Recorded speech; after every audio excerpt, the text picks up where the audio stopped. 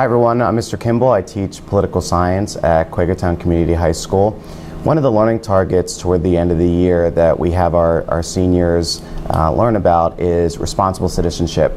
And I think an important part of that is making sure that we are educated about our country, educated about the political process and about the issues that are facing the country.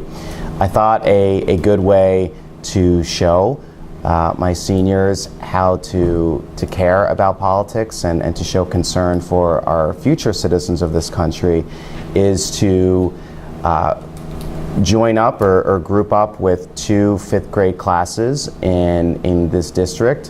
One was Mrs. Reedy's fifth grade class at Quakertown Elementary. The other was Mr. Garger's class at Trumbowersville Elementary. Those students asked questions that they had about American government, about our country in general, about politics, and then my senior students videotaped responses that answered those questions so that those fifth graders could then learn a little bit about the political process and American government. I think education is an important part of being a responsible citizenship, and I'm glad that my seniors were able to help out some fifth graders become a little bit smarter, a little bit more knowledgeable about our government. Hi, my name's Lily, and I was wondering how are laws made? How's it going, Lily? My name's Tyler. And my name's Casey, and your question was how a bill becomes a law. Creating laws is the House of Representatives' most important job. All laws in the U.S. begin as bills. Laws begin as ideas. The ideas come from a representative or from a citizen. If reps agree, they meet and research the ideas and write them into bills. When a representative writes a bill, the bill needs a sponsor. They talk to get support. When they get support, it is ready to be introduced. When the bill reaches committee, members review, research, and revise the bill. If and when the bill has approved, it is sent to the House floor. After that, it is debated by the House of Representatives. Then the bill is voted on. The bill then gets referred to the Senate. Lastly, the bill is sent to the President. He has three choices. He can either sign it and pass it, veto it, which is sending it back to the House of Representatives, or pocket it, which means do nothing with it. Thank you, Lily. I hope we answered your question. Hi, my name's Christina. Hi, my name's Autumn. Hi, my name's Caitlin. And we're answering Lily's question, how are laws made? Okay, the first law we have made for you guys to vote on is it gives you 1 hour of recess, allowing exercise during the school day. Halfway through the day, you have a social hour, and you get to take 5-minute breaks during class to walk around. And the other bill? The second bill is for movie and snack time once a week, and you get to pick the day, and it can be any type of movie, and it doesn't have to be educational. So now you guys are going to vote on which bill you'd like to become a law. And at the end, whoever has the most votes, the teacher will act as the president and sign the bill, and it will become a law. Hi, my name is Rachel. Hi, my name is Alex. We were wondering, how does a president get voted in? Hello, Rachel and Alex. Your question was, how does a president get voted in? Well, to answer that, we have two stellar students right here that will try to answer that to the best of their abilities. So, John, how does a president get voted in? The president gets voted in by how beautiful his wife is. Is that it? He becomes the president of the United States and Kingdom of the Jungle. Okay. All right. That was... Go Barack. That was... Wow. That was... All right. Let's see if Chris can answer a little better than that. So, Chris, how does a president get voted in? Can you repeat that for me one more time, please? That is, how does a president get voted in? Oh yeah, so what John said, Barack. I'm pretty sure he goes state to state and talks to the people, and what I saw was he was bribing me with a Big Mac and a large amount of ice cream.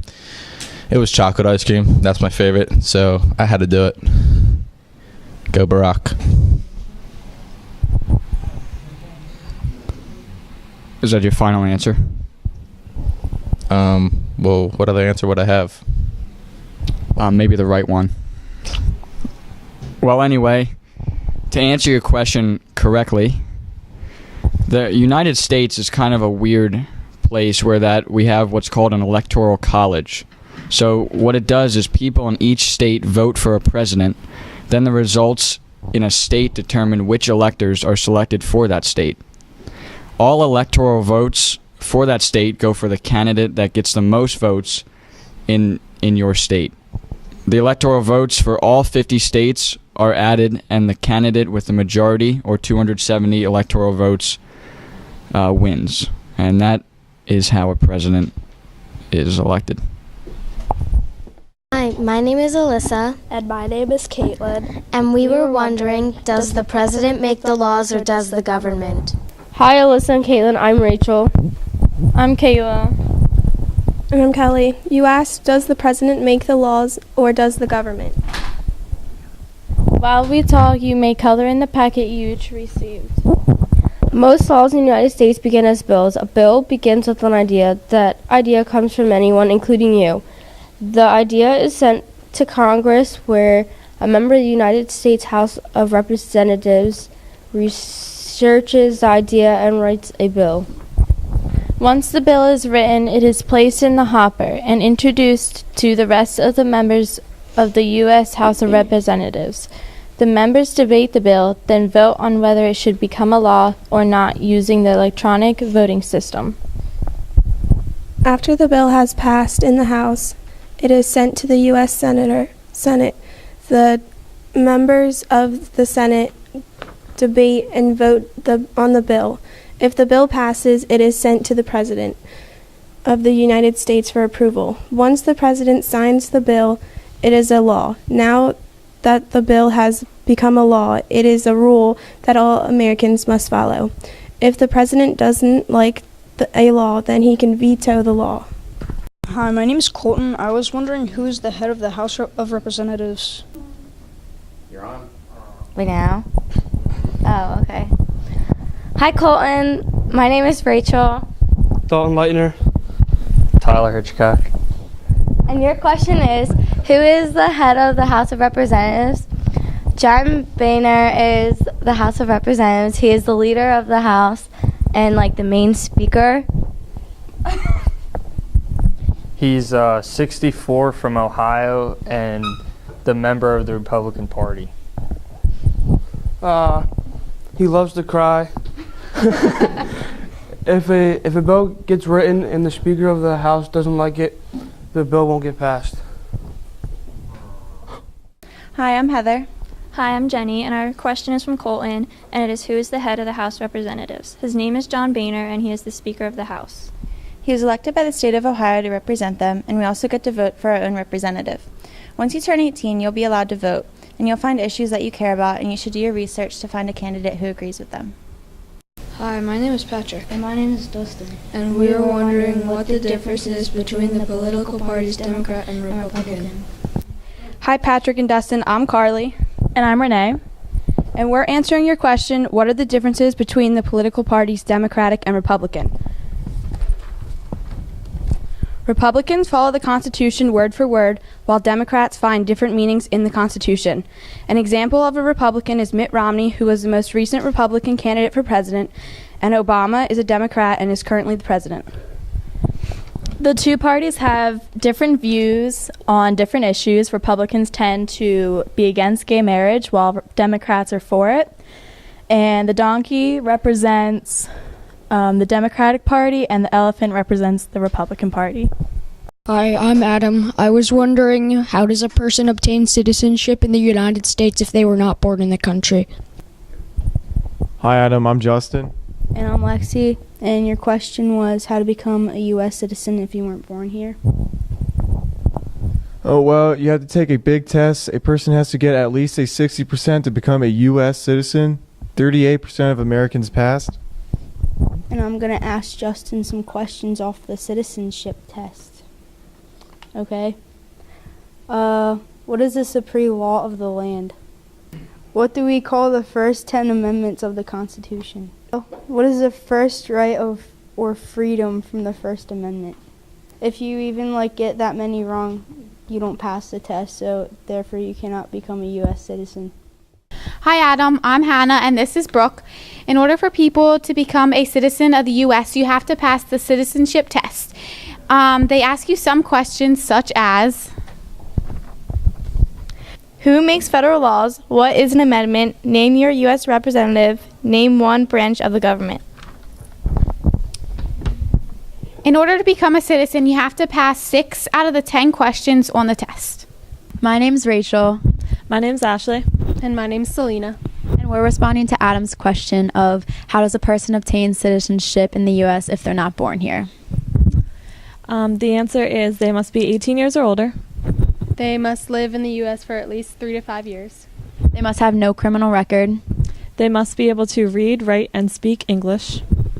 They have to have a basic knowledge of the U.S. government. And overall, they have to take a citizenship test. Some of the question examples on the citizenship test are, what does the Constitution do? Name one branch or part of the government. And who is in charge of the executive branch? Thank you.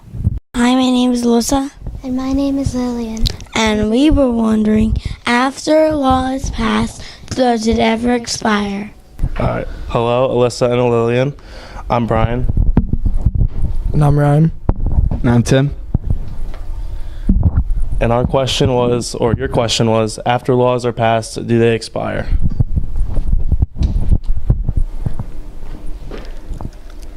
Sometimes. Some laws have sunset provisions. A sunset provision is when a law ceases to exist after a certain date, just like the sun goes down and ceases to be in the sky at night. An example of this is the Sedition Act of 1798. It was a political tool used by John Adams to go after his enemies and their protests. The authors of the law ensured that it would be terminated after Adams' term, so it couldn't be used against his friends in the future. And we wanted to give you some advice for middle school. You'll be more successful if you stay neat and organized. Hi, I'm Jordan. And I'm Albert. And our question was from Melissa and Lillian. Once a law is made, does it ever expire? A law does not expire unless there's a set date on the bill, but it can be changed. For example, the Patriot Act. This act was made right after 9/11, and this law changed U.S. privacy laws so the government can now check on our emails, phone messages, and other electronic devices. As the U.S. changes, laws can be altered and changed in order to keep America safe and protected. Thank you. Hi, I'm Christian, and I was wondering what are the different roles of the national government and the state government? How are they connected? Hi, Christian. My name's Kiana. And I'm Cody. And your question was, what are the differences between the state and federal governments? Well, the state government has control over different things than the federal does. The state government controls things like education-based laws, speed limits, road rules. They provide parks and recreation, stuff like that. And the federal government takes care of military stuff. It regulates currency, sets standards and weights and measures, declares war, and establishes the postal system. My name is Colin. Hi, my name is Carlos. We were wondering who is the head of the Senate. Hi, Colin and Carlos. My name is Joe Biden, and I am the leader of your Senate. My name is also Joe Biden, and I am the Vice President of the United States.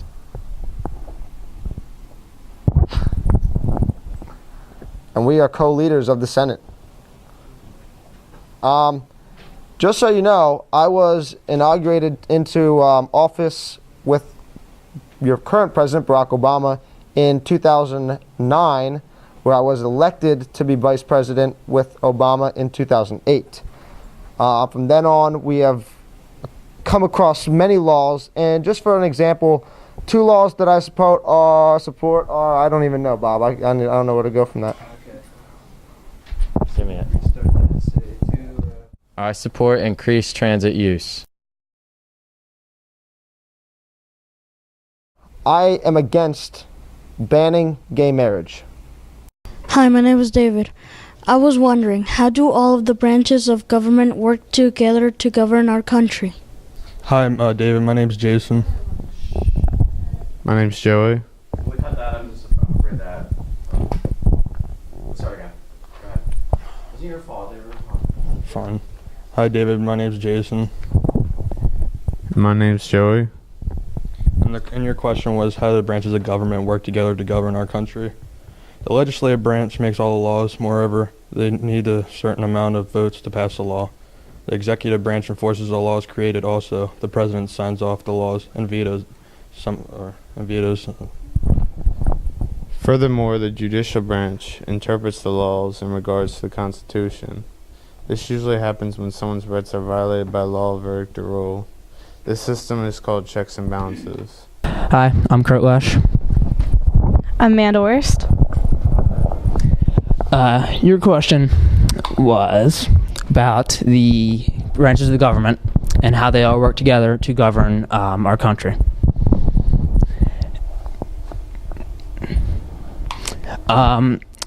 There's three branches: the legislative, the executive, and the judicial branch. And we'll kind of go over them a little bit. Is to make laws for the legislative branch, the Congress, Senate of the House of Representatives. They vote on proposed laws called a bill, decided if they become a law. So once the laws are made, the judicial branch, the Supreme Court, they evaluate the law and decide if it's a good law to have or not. The executive branch is enforcing laws. The president ensures the people follow the laws. So basically, the Congress of the legislative branch makes the law. Then the Supreme Court evaluates it, and the president enforces it. So say the Congress passes a law that says that every student has to bring in an apple for their teacher. And if they don't, they get fined $3,000. Say you forgot to bring in the apple, and the president would say that you are fined $3,000. But you still have hope, because the Supreme Court could then say, well, that's completely unreasonable, and it violates all your rights of liberty in the United States of America, and they could throw the law out. So I hope that answers your question, David. Hi, my name is Vanessa, and I was wondering, what roles does the president have? Hi, Vanessa. My name is Mariana. And I'm Justin, and your question was, what roles does the president have? One role of the president has is he is the commander-in-chief. He leads the armed forces and tells them what and how they need to do things. Another role the president has is that he's the chief of state. In other words, he is the leader of our nation. Next is his role as chief executive. This law is very important. He enforces all laws going through the government. You could think of him as a cop.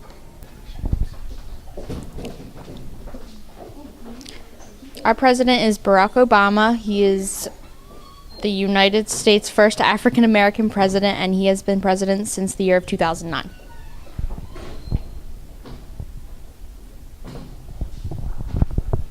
What does our president do? He is our chief of state, which means when he travels out of the country, he represents the United States. He also is the chief executive. He is in charge of the government, and he basically is in charge of the entire executive branch. He also makes the foreign policy of the United States, and he is in charge of our armed forces.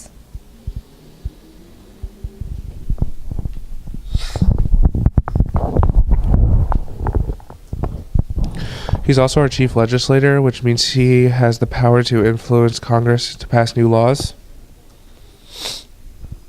He's the chief of party, which means that he helps the members of his political party get elected. And he is the chief guardian of the economy, which is the president helps the economy run smoothly to minimize problems.